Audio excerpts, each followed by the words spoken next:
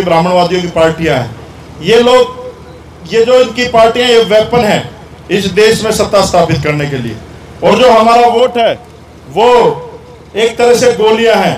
हम दुश्मनों की बंदूकों में गोलियां डालते हैं जब चुनाव आता है, और फिर वो क्या करते हैं, इस देश में, हरियाणा में, प्रदेश में, गोवाना में दलितों के घर जलाए जाते हैं, मिर्चपुर कांड होता है, बगाना कांड होता है, रविदास मंदिर जलाया जाता है, गुरु घर में पहले जब कांग्रेस की सरकार थी उन लोगों ने ब्लू स्टार ऑपरेशन किया, और उस समय के प्रधानमंत्री ने कहा था कि जब कोई बड़ा पेड़ गिरता तो उसके आसपास की धरती हिलती है। आज वो पेड़ कहाँ गए?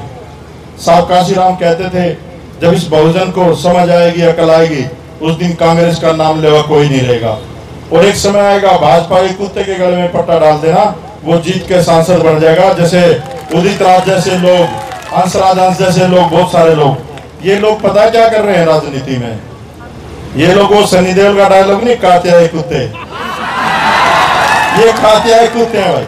सिफारिश अपनी लुगाई की नहीं कर सकते ये लोग, है ना। तो समझना पड़ेगा आप लोगों को ये पार्टियां किसकी हैं।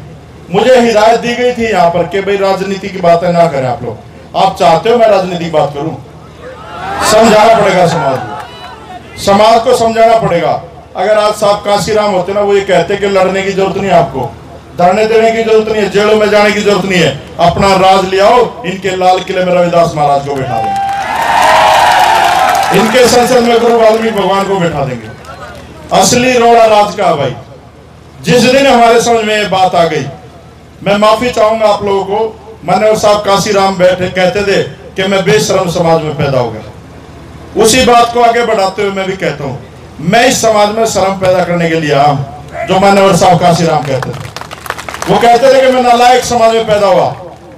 हम भी इस समाज में नालायकी को हटा के लायकी पैदा करना चाहते हैं। और वो कहते थे कि मैं गुलाम समाज में पैदा हुआ। ये गुलामी हटा के हम लोग आपको हुक्मरान बनाने के लिए काम कर रहे हैं।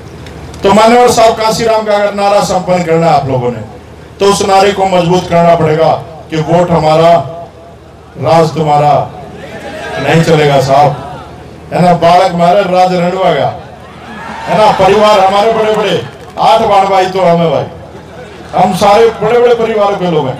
राजरतन जी बाबा साहब के परिवार से आते, कितने भाई बहन थे ना।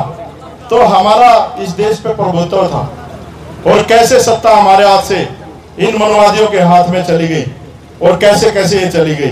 मैं आपको ये नहीं कहूंगा आप किस पार्टी को वोट डालना।